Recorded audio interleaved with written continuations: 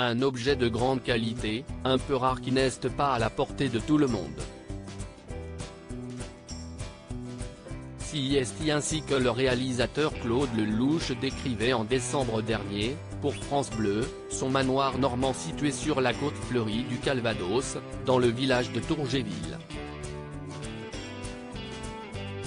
Un domaine privé que le réalisateur de 85 ans, qui s'est marié pour la 4e fois ce samedi 17 juin, cherche à vendre pour financer le tournage de son prochain film, La folie des sentiments, qui devrait sortir en salle en 2024. Le réalisateur d'Un homme et une femme avait présenté cet atypique manoir circulaire percé d'une piscine, imaginé par Claude Lelouch lui-même, dans le numéro de l'émission La Maison France 5 qui lui était consacré. La demeure de 635 m², 472 m² lois carrés, compte 5 chambres, un terrain de golf. Claude Lelouch avait acheté les terrains nus en 1975 et y avait fait construire son manoir, ainsi qu'un complexe hôtelier, pour y tourner son film L'Hôtel, qui ne verra finalement jamais le jour.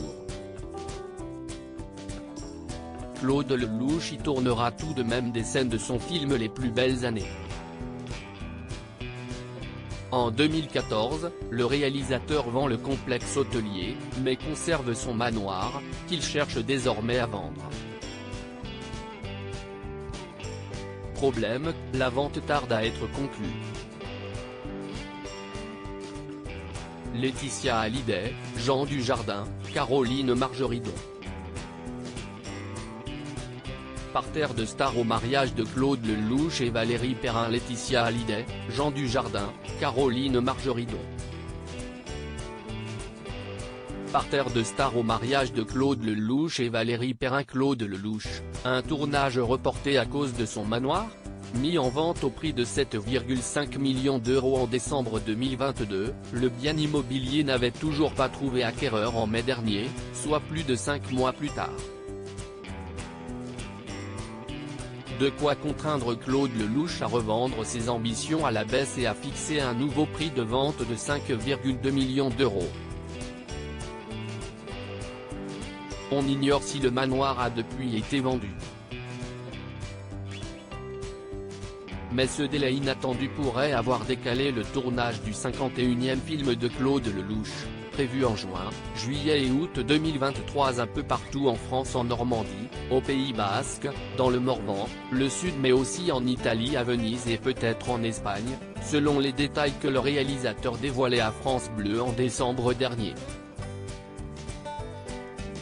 Claude Lelouch avait-il été trop gourmand avec sa première offre?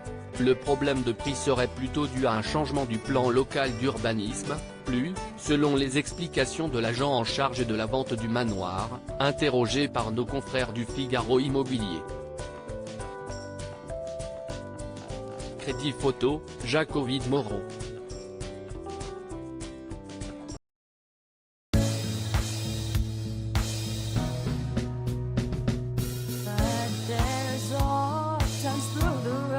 I think you can let me know. Sit down, sit back, let me help you out. The step I gotta seek, so I see you out there's on your